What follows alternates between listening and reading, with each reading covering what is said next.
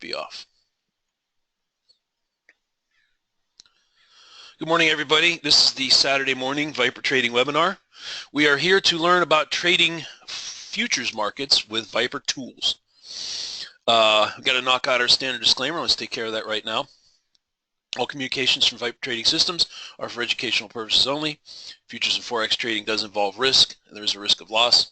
Nothing contained in this webinar, other webinars, including the live trading room, are to be construed as investment or trading advice. And of course, everybody in here does know that you do trade at your own sole discretion. All right, with that out of the way, let's get over to today's topic is trading and risk management. So we're going to sort of blend those two topics together and mix things up a little bit. So let's get over to screen one. Oops, get a little bit of a YM chart sticking out here. Hold on a second. Let me get this thing, let's get this puppy organized for a second. You should see a gold chart on your screen. GC, December contract. Everybody see gold? The gold chart on your screen. Anybody not seeing gold? Yes, Walter, everybody sees gold. Cursor moving, making sure everybody can see what I'm showing here. Yes? Looks good? Okay, good. All right, let's go ahead and get started. All right, so I'm going to show a couple of different instruments, several different instruments that we don't trade in the room.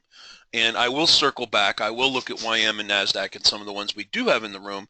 But I want to mix it up a little bit, and I want to show you that you can take the Viper tools that you use every day to trade and apply them to different instruments in different time frames, and they all still work. But one of the most important things to do, and I know that a lot of traders struggle with this, some of you in here this morning and some of you listening to the recording of this, is clearly knowing when you're in a sideways consolidation type of price action versus when the market is trending. Let's look at some examples, and then we're going to talk about how we can see it in real time. Is this an area that folks struggle with?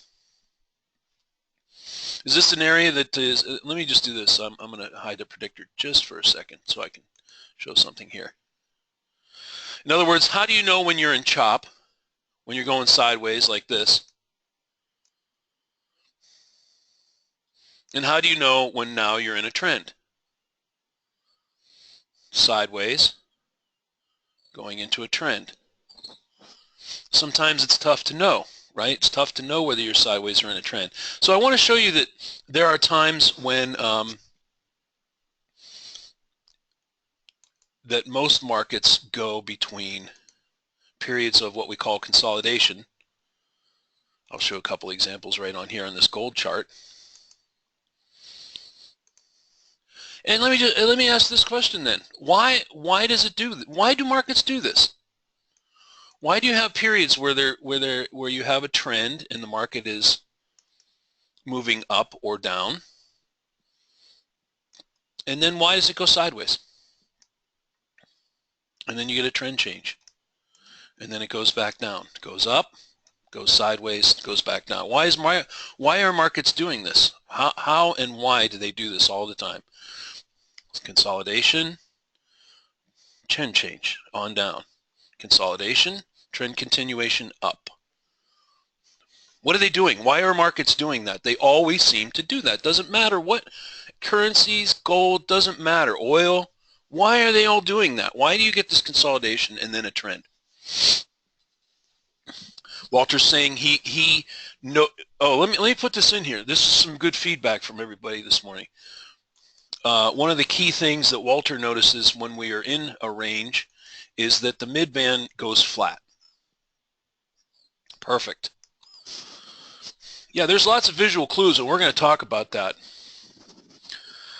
Professor said it too. Mid-band is straight for chop. That is true. Yes, that is a telltale sign. Let's look over here too. Let's look at a couple cases where that occurs. Here, for instance, on the left on this gold chart, notice that in this area right here, the mid-band is flat and not going anywhere. Another good one is the predictors. See the predictors? So more specifically, in a sideways chop type consolidation, the predictors are more or less kind of right next to each other, right? See them right next to each other like this? Midband is flat. Swings are about equal. In a trending situation where the market is heading up or down, we can clearly see here that the midband is stair-stepping up. And of course, the price is stepping up. And the predictors are stepping up over here. Same thing. We have a period of flat. Now on the surface you might say to yourself, well, Charles, that's pretty simplistic, and I can see that, but what I'm sharing with you is very, very important, because at any given point in the market, whether you're in the live room or not, we all need to know what the market is doing, because if we don't know if it's sideways or trending, it's going to be very difficult for us to see and take trades. Wouldn't you agree? It's going to be very tough to see trades if you don't know what the market's doing at any given point in time, right? Some more feedback. Yeah, consolidation, Adam's saying it represents indecision. It could be profit taking, that's right. Buyers selling, pressure equal, says Pervez. Traders taking a coffee break. Well, that could be, Walter. It's hard to say. It's hard to say whether it's a coffee break or not. Money Made went out for lunch, waiting on some big news. Buyers and sellers are in equilibrium. That's right, Nasir. Exactly. That's exactly what consolidation is. Buyers and sellers are in equilibrium. Now, I've said this before, but let's circle back to it. Let's take this range on gold right here. So this would have been 6 o'clock a.m. Pacific time. I'm in California. This is all a.m. Pacific time here. And the range more or less looked like this. We can clearly see there was resistance at the 66 level, and that there was support more or less down in this area right here. So the question to the team is, based on these numbers, would this range have been tradable on gold on Friday morning? Remember our criteria. There's quite a few new folks in here, so you've not maybe seen this before. Is this range tradable, yes or no? Based on our criteria for tradability. Tradable, yes or no?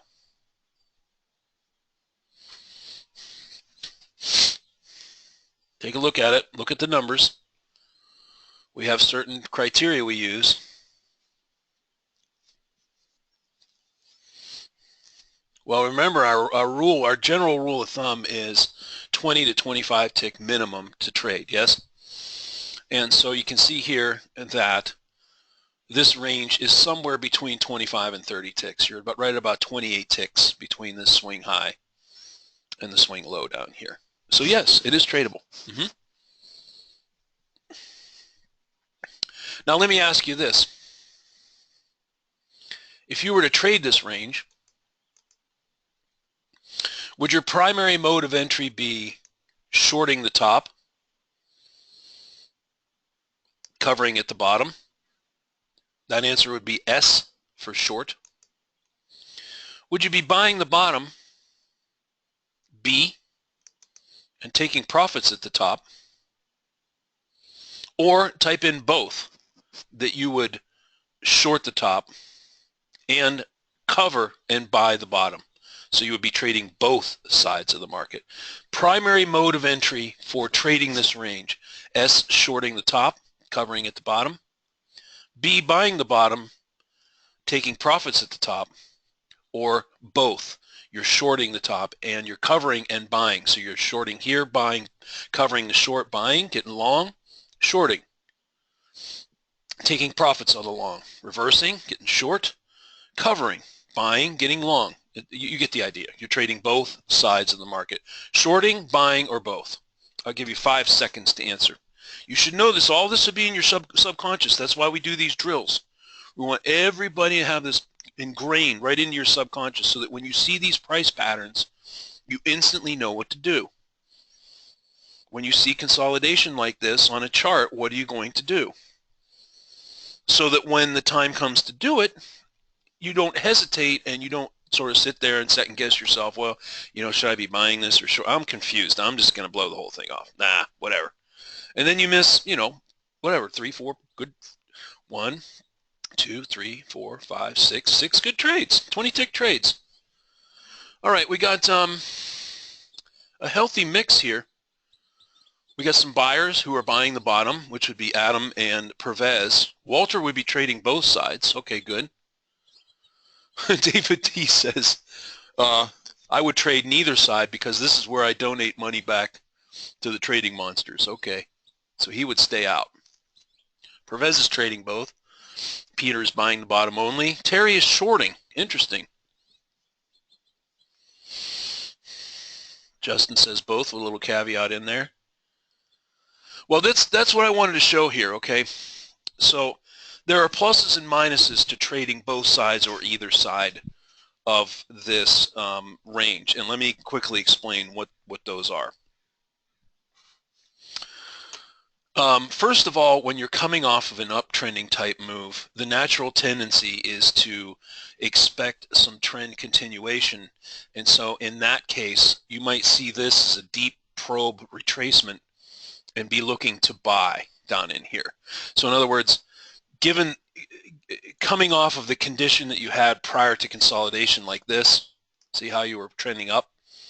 Let me straighten this chart out a little bit here. Hold on a second. There you go. All right, see how you were trending up, consolidation, continuation, trending up. So by the time you got over here and you saw something like this, technically speaking, you definitely would not have shorted this in all likelihood, because you probably bought this bounce and were already long and then got stopped out. So the first trade in that consolidation range most likely would have been to buy this at support, because that would have been considered a probe, a deep probe off of an uptrend. Yes? Everybody see that? Well, Greg, I'm going to address that. That's a valid concern. Yeah, Greg's pointing out the old armchair quarterback thing where, it's easy to sit here Saturday morning in your comfy chair, but in real time it's tougher to do it. Well, let's do it right now. Let's do it right now. It is possible to do it in real time, Greg. Let's talk about it. So I just first of all explained the fact that you would have been buying this, yes? Now, what would have been our clue that we have trend continuation before I even move this chart? Before I even move the chart, what do we need to see to know if we are in trend continuation or we're going into consolidation? Let's address that topic right up front. Because we can't, what you have to balance when you trade, everybody knows this, is between being a little bit reactionary to what's in front of you, right, versus a little bit of anticipation. So in other words, we need to not just be reactionary in the fact that we say, okay, well, it came to here, what am I going to do, or what, that kind of thing. We need to have a little planning and foresight. So when you're in a situation like this on a chart, and we take our trader's eye and we sort of project forward a little bit, what would we say to ourselves to say we have trend continuation or we're going into sideways consolidation? Think about it for a second. You're sitting in this condition. What is trend continuation and what would constitute sideways? And we'll look at it in real time. We'll pretend in real time. But we're looking forward. We don't have that answer yet. Price holds the swings, Ed.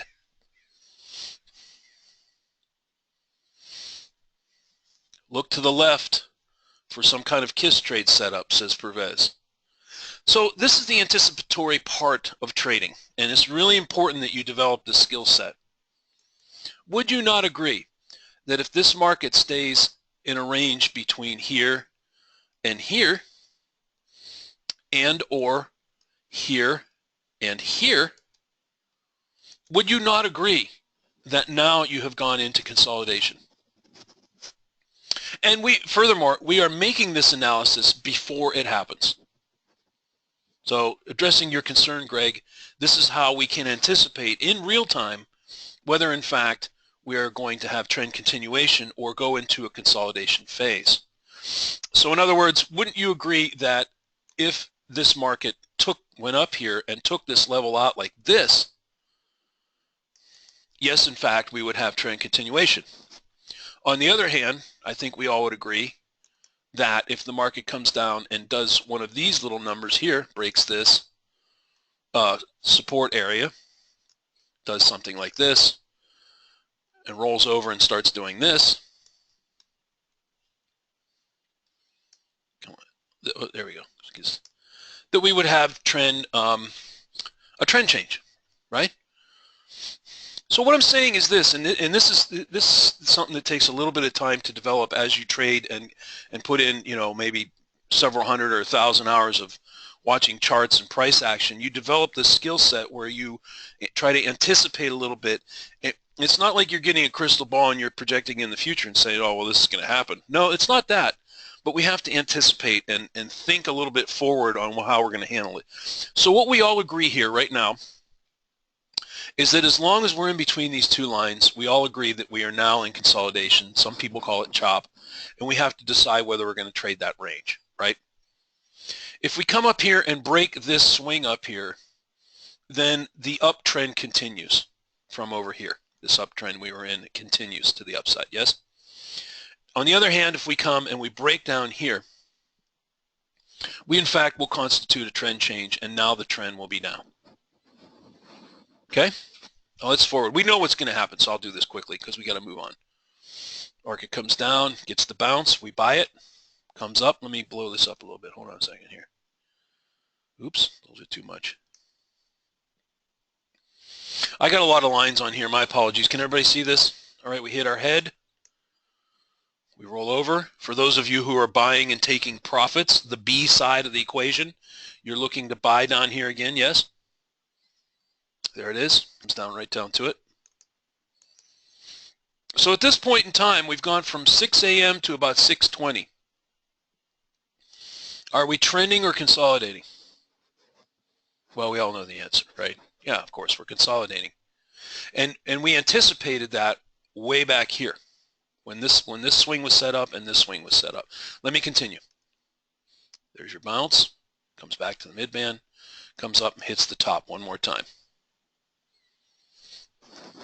See, the key, I think what I'm in Skyping and talking to many traders over the years, what I think is the challenge, and tell me if this is true, in dealing with ranges like this, is that you have to see, like, you want to see like 3 or 4 of these puppies bounce up and down like this before you're convinced.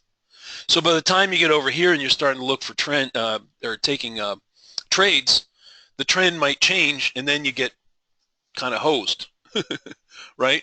In other words, you need to see this happen like 3-4 times. And by way over here, half an hour of sideways consolidation, when in fact a couple of 3-4 trades have already set up here, now you're looking to get in. Well, what I'm trying to show here, Pervez, is that 50% or more, sometimes as much as 60, depending on the market. ES, I would say, is probably 75% range bound. So I know a lot of traders, and I've seen comments in here this morning that say, well, I just stay out of that because this is where I give money back to the market. Well, what you're doing is you're taking half the market out of play, if you think about it, right? If you say, well, at least 50% of the time it's consolidating, and I'm just going to chuck that out the window, I'm not trading that. Well, then you have to wait for these moves here. And you might wait an hour and a half or 2 hours before that happens. Meanwhile, you missed a lot of trades, and you might have fallen asleep, and by the time the thing has happened, or you step away, you haven't taken any trades, and you missed the move. I would strongly urge everybody listening to this webinar to try to work some kind of trading of ranges into your repertoire of trading. And certainly with Object Trader, where you can use the tools, you can box it in here, you can use your line tool, you can use the ray tool, you can use the sniper line, all manner of tools to get in and out. Try to practice trading these ranges. Yeah, Pervez, that's what I was saying. That's what I was trying to say, is the key, though, to successful range consolidation trading is the ability to see it very quickly in real time. And I just showed you how to do that, right? After a market has a big move up, we need to get some lines up here where these swings are. We know where the mid band is, of course. And when we get a retracement out into this outermost band here, which in this case would be what we call a deep probe or a phantom trade in an uptrend, yes? We are already looking to buy. In other words, this is a probe trade off an uptrend, so we're already looking to buy this. That's the first one is a given, right? That's just a given. And we know that our first target is up here at the mid band, and then we're hoping it gets back up into here. So that's a done deal. So the way we can tell whether we're in consolidation is when we come up. The critical key, of course, is what it does when it gets here. And then when it gets here, yes? These are the two critical swings. What is it going to do? Is it going to break out and continue a trend up, or are we going to break down and have a trend change? Of course, we know what happens. Bounce around in here 3, 4, 5 times. Now let's talk about the trend change very quickly, and then we're going to move to another chart. How do we know when we've come out of consolidation and we have trend continuation or trend change? Let me advance the chart to this point over here.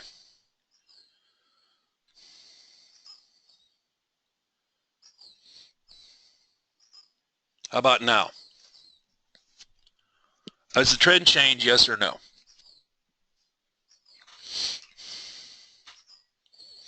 At this point, at 642 on gold, has the trend changed from sideways to down? Yes or no? Y or N? 5 seconds. It's a very simple question. Either it's a yes or no. I'm right over here. 6:42 a.m. Pacific on gold. Is this a trend change, yes or no? Just type in, just hit the keyboard, Y or N. I'll give you 5 more seconds. Very simple question. How do we know? What constitutes a trend change? That's the first thing very quickly in your subconscious to go through your head. Let's look at the definition. Higher, or in the case of into a downtrend, it would be lower highs and lower lows, yes? So is that what we have here? That's really the question, right? Let me advance a little bit more. How about now?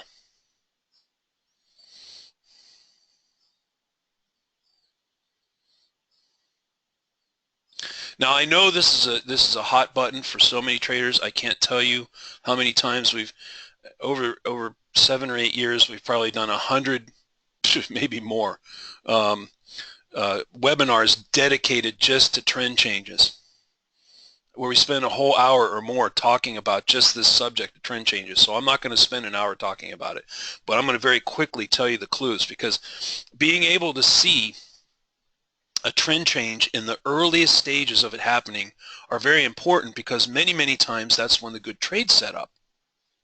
So let's just very quickly go through it together. The first thing that happens, the first sort of breadcrumb clue, if you will, is when this happens right here.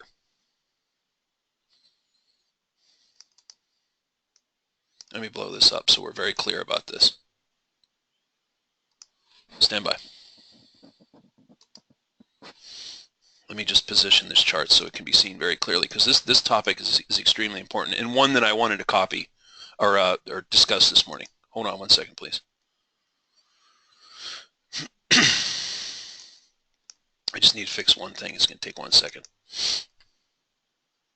Don't lock up on me, chart, please. There we go. Okay, good.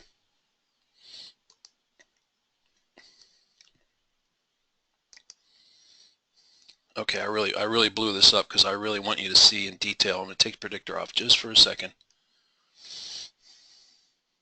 You had a little bit of a clue. You had some breadcrumb clues a little bit before this started to happen, and let me share with you what those are. And you hear this in the room all the time. Notice how it broke that swing. You might hear a comment like that, or notice that it didn't quite get back to that high. I'm concerned about that. The first clue was when this one went a little bit deeper than the swings right here. All right, and then notice how, and it's very subtle, but it is true, how each time progressively when it went up to the top, it couldn't quite get back to where it was before. So in effect, by the time you got over here to 640, we did have a little bit of an inkling that it was going to start to break and head lower, yes? See how we're getting a series of lower highs, just progressively lower? And you could make the case that that was true on the downside too, right here. In other words, the market was weakening, right? It wasn't doing this. It wasn't coming up here and hitting this with any conviction and taking it out. No, no. It was quite actually going the other direction and starting to channel on down. So we weren't really surprised when this happened right here. And then the final clue was this move right here. Not only could we not get back to the mid-band and we couldn't get up to this swing, what's the important thing to take away and make note of is that this prior support area right in here was now becoming what? This support area from the trading range, when we break support, is now becoming what? Here. What does it become? What does support usually become? And what does resistance usually become? Like stair-stepping up or down. It becomes resistance, yes. So on this chart, where is the trade entry short? On this chart, where is the trade entry short? Give me either a level, like a price over here on the right, or a time here on the time area. Down here's the time, and here's the price. Where is the short trade entry on this chart? Should be pretty clear. I would hope it would be pretty clear. Time-wise and or price-wise. Where is the short entry on this chart? It's pretty clear where it happens. I see some numbers coming in. 64, 64. I see some time, 647, and a price. Area of 2063, 6380. Resistance, roll, good. All right. Now, several clues have occurred here, and I want everybody to really focus in on this because we get so much discussion about this. By the time we reach 640, 643, 647, 649, notice that the background has turned red. The bars are predominantly red. What is happening to the mid-band? Right in here. What is the mid-band doing? What's happening in terms of support and resistance? Resistance is holding where support was.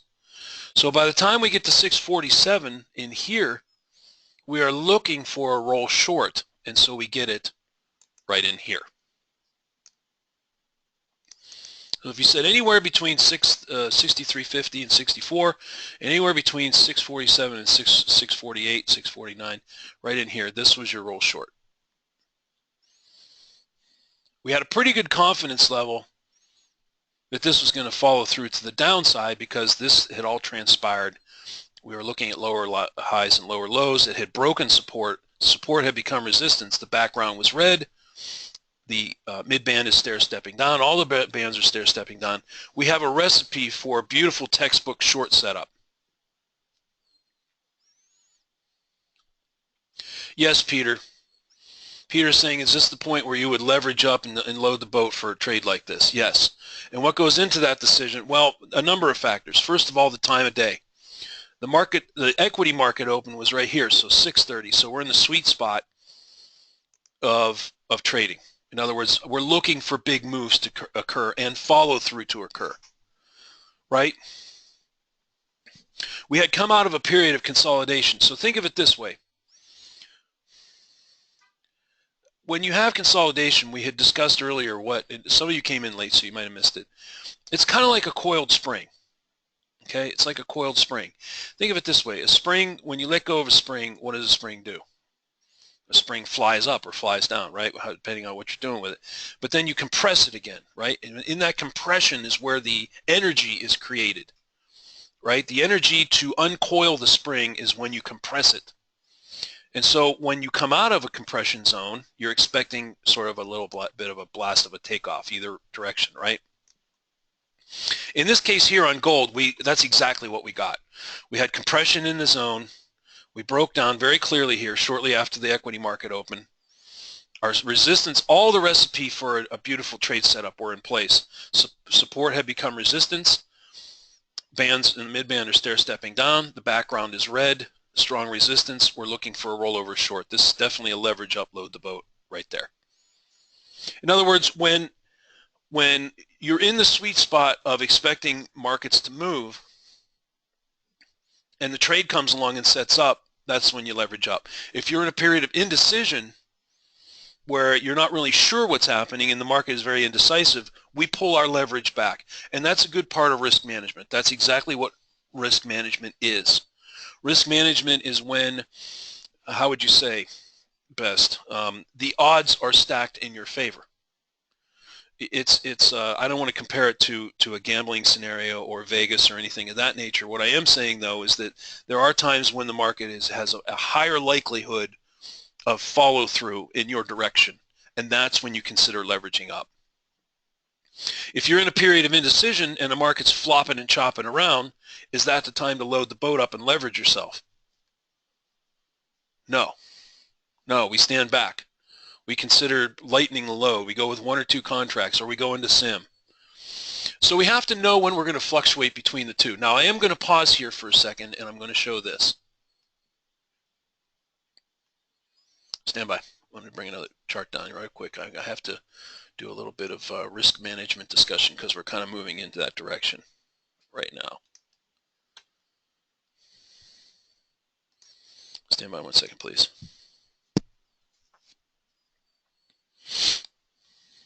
I have to show this. This is from a prior discussion. I left it on the chart so it makes it very easy to cover. And let me do it this way.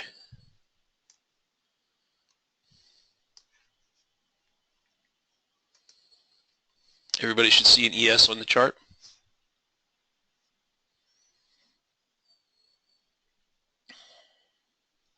Anybody not see an ES? ES 1440 minute chart.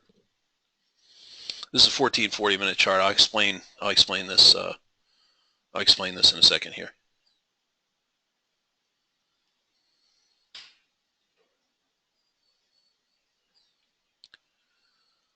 Okay. All right. So very quickly, and most of you have seen this before, but if you're new, proper risk management is where we never ever risk more than 3 to 3.5% of your trading account in any given trading session or trading day. So very simply, if you have, I just use some round numbers here, $10,000 account, that means you're looking at a max stop out of somewhere around 3 to 350 for the day. Certainly no more than 400. And your profit goal would generally need to be at least twice that. Okay, so you're looking for $600, $700, $800, and you never want to lose more than 300 to 400. Just some round numbers here, okay? Now the reason it's important to apply these numbers to your trading account is because we need to exercise discipline. There are some days when we're not, it happens, we're just not in sync with the market. Does that happen to anybody here? It's like everything you touch, it just turns into, shinola. No matter what, you can't buy a trade. It's like, and then other days it's like you can't lose. Like every trade you take, you just nail it, and off it goes, and nails it. You're in sync. The market's trending, whatever reason it is. All right, that's natural. Okay, you got to think that trading. Most people don't think of trading. Trading is a business, right? Trading is a business. You're in business for yourself. You are there to take advantage of inconsistencies using the Viper tools to make money in the market. So you're a business. You're an entrepreneur, and you're going to have good days and bad days. What we have to realize is that when we're having those bad days, we don't continue to leverage up and throw good money after bad. And we all know what I'm talking about, right? You don't want to try not to get into hope trades. That happens a lot. Hope trades, you get into a trade and you're down, and you keep saying to yourself, I'm going to get out. It's going to turn around. It's going to turn around. And you take a $50 or $100 loss and turn it into a $250, $300 loss. We got to know when to cut. You got to cut it loose. Accept the loss and move on. And when you start to reach these numbers, when you get anywhere around, if you have a $10,000 account or more, if you have a 20,000, double this. These are just rules of thumb. And the reason we do this is because you never want to get to a point where you've run 20 or 25 consecutive losing days and you've blown your account up and there's no capital to recover. That's why this cushion has to be in here. And I can tell you, I can't guarantee you, but with a high degree of certainty, if you're able to follow these numbers, you're going to live on to fight another day and not blow your account up and have to go try to refund yourself. That's right, you got to follow the rules, Ed. The key to success for any business owner or entrepreneur is discipline and following the rules. It's hard to do sometimes. I know. It requires a lot of self-discipline. Truth be told, it took me quite a while to do this. I struggled the first few years. I really did. I struggled. And I didn't have a lot of self-discipline. And yes, I blew up some accounts early on. I did. I'll admit it. I didn't have the discipline to control myself. The money came in. I was fast and wild. This was back in the 90s when I had the high flyer internet stocks. First trade, I got slammed. I think it was $2,500 right out of the gate. Boom. In seconds. I mean, just in seconds. Bam, gone. So yeah, it happens. Yeah, you got to stop. You got to stop that. If you're in a mode where you're blowing up capital every day, you got to pull yourself back a little bit, try to get in sync with the market. And the key, as everybody knows here, is confidence. You don't really need to focus on the money in the beginning. If you can just build your confidence, even if you made $50 a day, that's it. Start with $50 a day. That's all you got to do. Then make it 100. Then 150. Sort of eke your way up to a couple $100 a day. The key there, though, is that you're confident in pulling the trigger at the right spot. Once you do that, you can start to say, hey, I'm getting a little bit, don't get overconfident about the whole thing, but just sort of ease yourself up. I'm telling you, that's really a good way to do it. But you got to be patient. Now, the one thing I want to show here, I occasionally look at this 1440. It emulates a day chart without the gaps. And one thing when you notice ES and all the equities did this is that one thing that really jumps out right off the chart here is that there are periods when, let's see, this would have been February of this year. What was ES doing?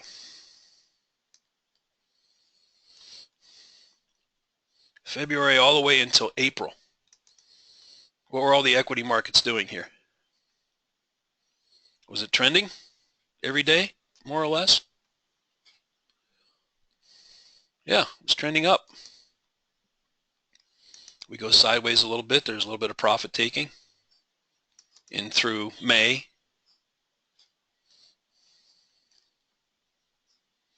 Take a look at whatever instrument you're trading. If you're trading gold or currencies or whatever, take a look at a chart. Take a look at a 1440. Now, what is this event right here? What is this box? All the equities kind of look like this. What was this? Anybody know? That would have been about 3/4 of the way through June. Look at these huge bars. What the heck? What is that? Look at these bars are enormous. This bar right here engulfs all 3 months of activity. What the heck is this? Brexit. Brexit. Now, the amazing thing about Brexit, if you study the equity markets, is the fact that the initial reaction was this huge power slam down, right? Took you all the way down to the levels back in March on the E-mini S&P, right? And then what was the follow-on reaction? We all remember, right? In June, into July, into August. Yeah, market went back up and challenged the all-time highs. Yeah, it was 624, I think it was, Ed, right? Was it the 24th of June? Was the whole Brexit deal? Shook up the market. In fact, 6B has never recovered from that. It hit all-time 31-year lows, I think, on Friday. We'll look at that chart in a little bit. But what's happened since August and in here into September? What's going on with the ES? Are we trending again? What do you think? Here was Friday, this bar right here.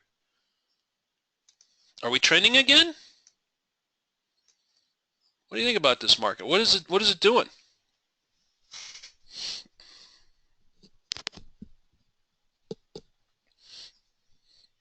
What do you think? It's stuck. Isn't it? All right, so I'm going to ask two questions and then we'll get off of this chart and I'll show you the value of this chart. When you see that the daily chart looks like this and we come into a daily market, what are we expecting? Are we going to expect big swings up and you know, the market's going to head up and we're going to be buying support and we're going to be, you know, getting long? Or are we expecting big sell-offs and we're, you know, markets, you know, expect some big swings, we're going to be shorting rollovers? Or are we going to be thinking about we're going to get a lot of choppy ranges throughout the course of the trading day? What can we kind of expect when a daily chart looks like this on a market? Going to be range bound, predominantly going to be range bound throughout the, it's going to be choppy days. Yes. What else can we take? Think about it for a second. And I want, you know, maybe we can explore this today or tomorrow or even next week. What can you take off of this chart that might be helpful on your daily trading chart? What can you take off of this chart that could help you with your daily trading chart? Look at it and think about it for a second. What can you transfer off of here onto your 4-range trading chart that might be helpful? Good. There's some thinkers. Making sure you have a little coffee or espresso in your breakfast and you're awake. Where the range is, the tops and bottoms of the range. I use that all the time, says Ed. Perfect. I mean, wouldn't it be nice to know on your trading chart that for the last, oh, I don't know, month, support has been holding just under 2140. You think that might be useful? Furthermore, wouldn't it be helpful to know that when you got anywhere up near 2160, it ran out of gas? What do you think? Think it might be good to know that? In other words, if you're trading intraday and you're short, wouldn't you want to be thinking about covering down in here?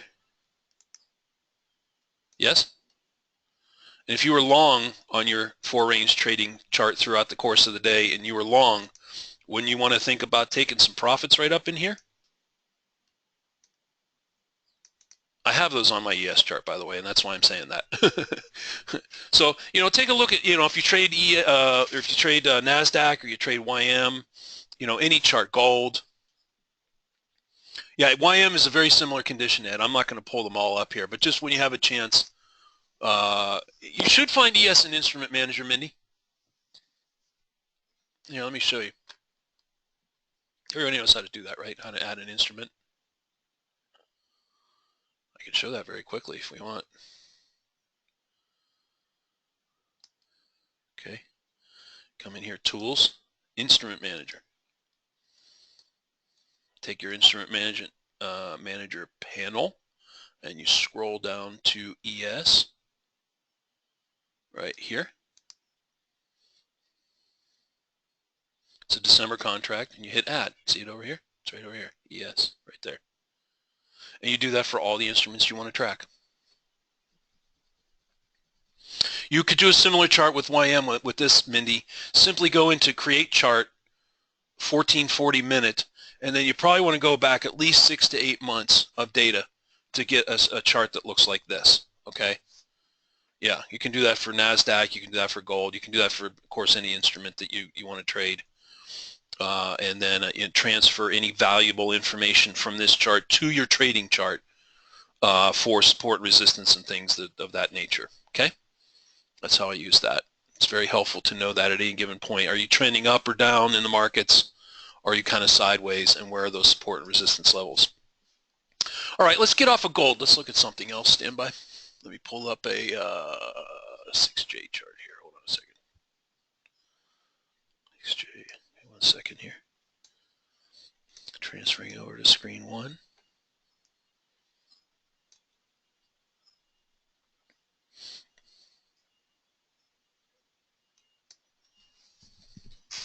Hold on one second, please.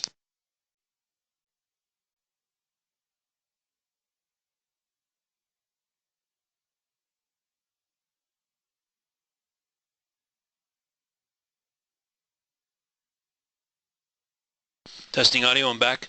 Can you hear me? Testing audio.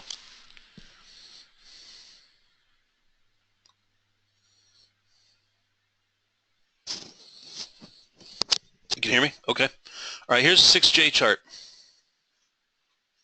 I'm going to do some pop quizzes, and then we're going to look at some other trade setups. I'm going to show you a chart of 6J. This is the Japanese yen futures, 6J. Is this chart trending or not trending? T or NT? And if you typed in T, yes, for trending, what is the trend? I'm going to give you 15 seconds. T for trending, or Y, yes, it's trending. NT or no, not trending. If it is trending, if you answer yes, what is the trend? 12 seconds left. You should be able to instantly see this. There shouldn't be any question in your mind. Trending or not trending, and if so, what is the trend? 11 seconds left.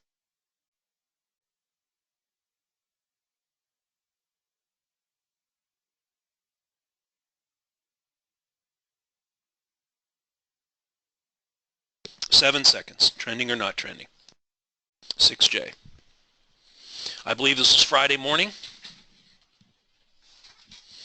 Time's almost up. Is it trending or not? And if so, what's the trend? 2 seconds. Good. Most excellent. I think everybody got it. The trend is down. Yes, it is trending, and the trend is down. Now, I see several short setups here on this chart. Let me count them. 1, 2, 3, at least 3 or 4. Let's see if you can type in 1 or 2 of the short trades. You can type in a time. I'll give you 20 seconds for this. You should see them, right? I want you to see them. The time is down here. Just simply type in a time where you see a short setup. Or a level. Any level over here where you see it. Any level over here where you see it. 20 seconds on the clock. I see 4 shorts. Let's see if you can see at least 1 or 2.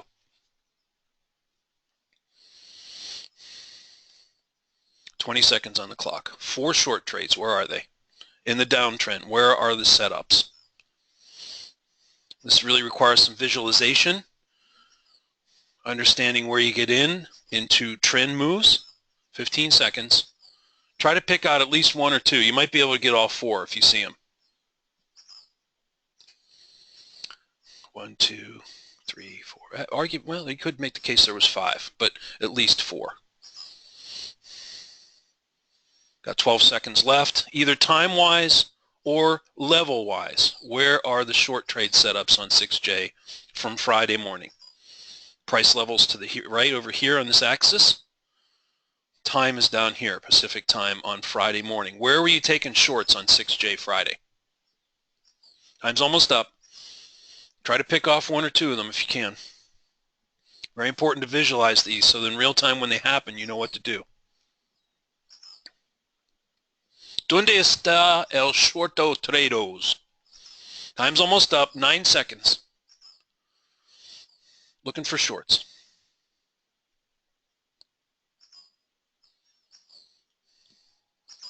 Two seconds. Got some great answers coming in here. Look at this. Wow, holy cow. Excellent. Ed, Mindy, Walter coming in, Pervez, David D, Adam, Mary C, good.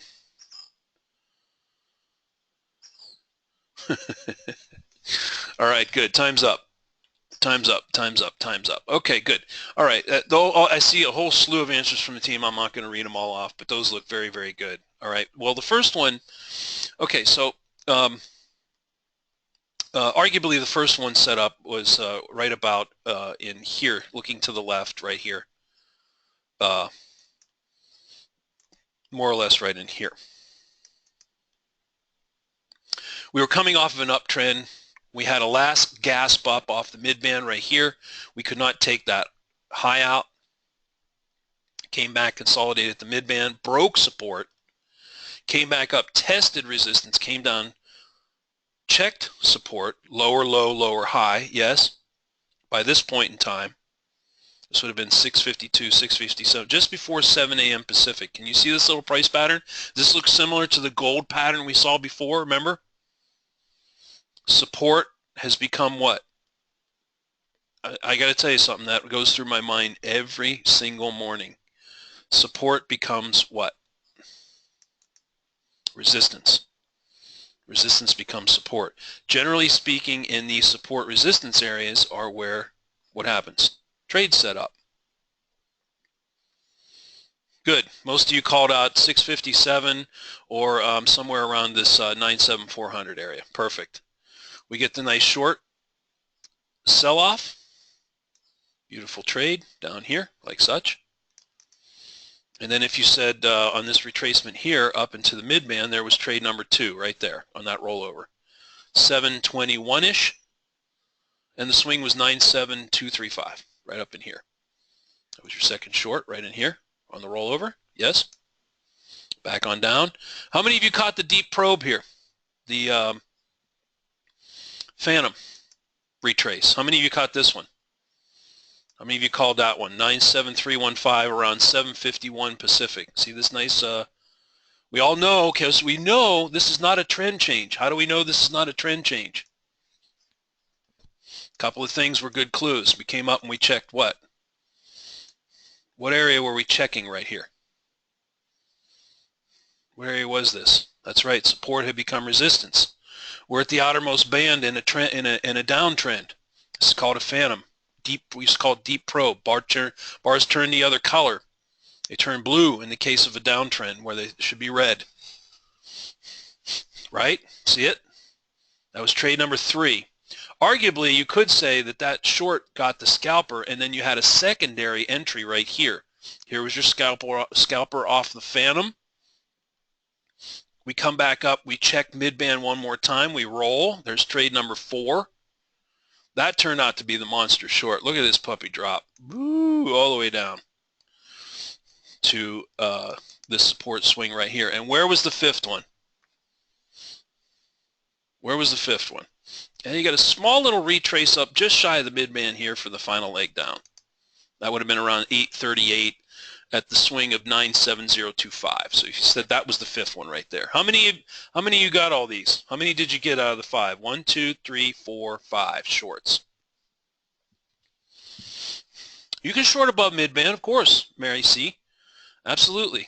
Sometimes those are the best shorts when you get those deep retraces. 807.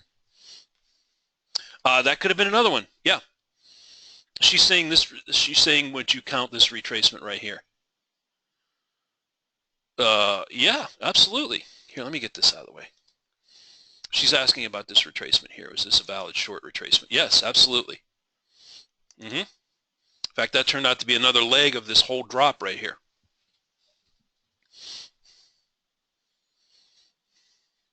Justin, would you have taken the short on the predictor at 750? If so, where would you place your stops? Okay, yeah, let me circle back because there's been a couple of questions about the whole stop placement issue, and I haven't addressed that. Let's see, 750. Where was that short? All right, Justin, are you saying this one right here? Are you asking me about this short up here near the outermost band? The 7 right in here, 750. Where's the stop? Let me just go ahead and answer that question because I think this particular type of trade makes most people a little nervous. All right, when it comes up to this predictor and rolls, if you use the OT box and you has set your default stop to 10 or 12 ticks, I'm assuming your entry would have been on probably this bar right here. Or if you had a bar reversal, let's talk about this for just 1 second. Bar reversal would have more or less got you in here. Bar close outside the box would have gotten you short probably right here. Hold on, this bar right here. So your initial stop goes 12 ticks above the close of that bar. So I'm guessing it probably would be sitting up in here. Justin, up in here. If on the OT chart it had not placed it above the swing, I would have, in other words, if you had it set to 10 and it was like in here, I think that's personally a little too tight for the initial stop. You'd want to drag it up at least a tick or two above that swing for your initial stop. I don't know if you would have got, are you saying if you took this predictor roll you would have stopped out? Or are you asking about this predictor roll? Let's do this. Let me make it a little more helpful. This might be confusing some people. Let's take the predictor off the table. Let's look strictly at the swings. There was clearly a swing that was right here. And I would have had a line on the chart right here, by the way. That's where your lines really come into play. And just don't take for granted that Gary does them in the room. You should do them on your own chart. That's how you trade, basically, right? You're at the outermost band, notwithstanding predictor placement. Just take that out of play right now. You came right up to resistance at the outermost band and you rolled over. By hook or by crook, you're short. And your initial stop has to go above that swing. All right, I can't spend the rest of I've got like 2 minutes. In fact, I'm out of time. I did want to show one other thing, though. The bottom line is this, Justin, and this is for anybody wondering about initial stops on the trade here, is when you get in, your OT is going to automatically put the stop for you. Okay, it should place it wherever your default is, 10, 12 ticks, 15 ticks. But I think the critical takeaway here is you need to adjust that based on where the closest swing level is located. So if if your stop is a little bit too tight for some reason, go ahead and drag it out of the way so it's above the swing. In the case of the short, that would be true of all these entries. Every entry you would take the stop here. So in this case here it would be up here, right? In this case here it would be up here. This case here, you get the idea, right? You see them? See, this is your initial stops on all these trades because you're getting in on that bar right there, or a bar flip, or closing outside the box. So the stop always wants to be above the swing. Well, I'm running out of time. Do you guys want to do one more, or are we done? What do you think? You want to stick around for one more or wrap it up? You want to get on with your Saturday, or more trades, more trades, more trades for me? Let's do one more. All right. I did want to try to get one more in. I was really kind of sad we ran out of time there, but that took longer than I thought.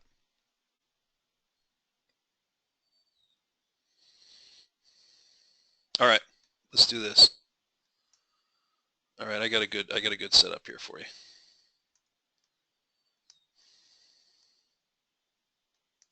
Okay, you ready?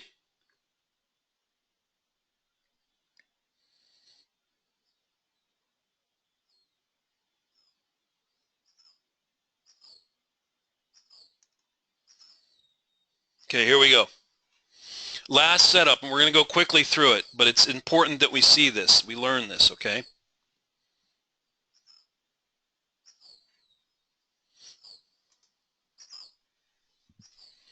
In this area right here in the middle of this chart on YM from Friday, from 9 o'clock Pacific to approximately 10:30, the center part of this chart, are we trending, yes, or T, or NT not trending? First part of the question, 10 seconds on the clock. Just hit a button. T or yes for trending, N or NT for not trending. 10 seconds on the clock. Middle part of the chart. Middle part of the chart.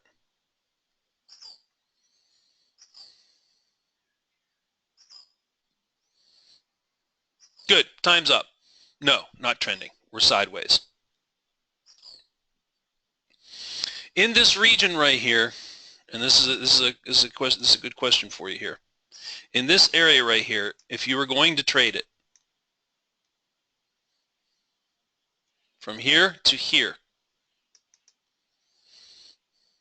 is your primary trade entry S for short or B for buy? Trading this range in the blue box is your primary mode to short for entry, S, or B for buy. Are you buying support or are you shorting resistance in this box? 10 seconds on the clock, S or B. Are you shorting it or buying it? 9 seconds, S or B, very simple. Inside this box, how are you trading it? A little bit of a trick question there, by the way. Time's up. Now, let's talk about this. We talked about this before. We came back up here. We had a powerful downtrend over here to the left. We come back up, and where do we check? Come back up here, we come to the mid-band, and then we put in a series of lows under the mid-band. For me personally, trading this market between 9 and 9:30, I would be shorting resistance here and taking coin at the bottom. By the way, just a heads up, some of you might have said I wouldn't trade it. I would not trade that range because it was too tight. That would be a good answer too, because you're right at the cusp of tradability here in the fact that you're probably right around maybe 15 or 20 ticks. So you're sort of at the lower end of scalpability in here, okay? In other words, by the time you fade the top to get in the mid-band to short, by the time you cover and fade here, there isn't a lot of meat in this trade, right? Now, how about this side over here in this box over here? Are you buying or selling for your primary mode of entry?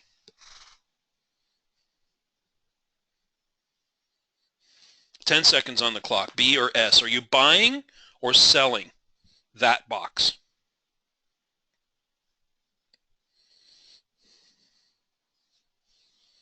Five seconds. Primary mode of entry in the secondary box, buying or selling. In other words, are you shorting the top of it, taking coin at the bottom, or are you buying support and taking coin at the top of the box? B or S. Really simple. Not sure. Okay.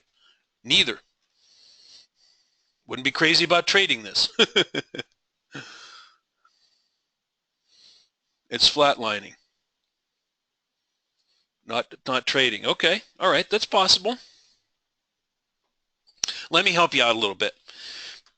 In my view, when we have consolidation that's occurring like this and resistance is holding at the mid-band and you're putting in lower highs, a little bit lower lows, coming off of this downtrend, even though you had this sort of freaky spike up here, in my view, I would be shorting this, okay, and covering down here, short cover, short cover, short cover. And then when it came up here and it took this out to the upside, and now the bars are predominantly blue, and you're holding a higher level of support in here, I would be anticipating some kind of trend change to occur. So I would looking more or less probably to buy in here or stand down and wait for a breakout. Like that. See it? Good. Okay. The box is higher than the prior box, and you're setting up a little bit of higher lows and higher highs. Well, not arguably not higher highs, or higher lows. Right. That's right, Mary. No trade for you? Okay. Some people just chose to stand out of it. I'm going to stop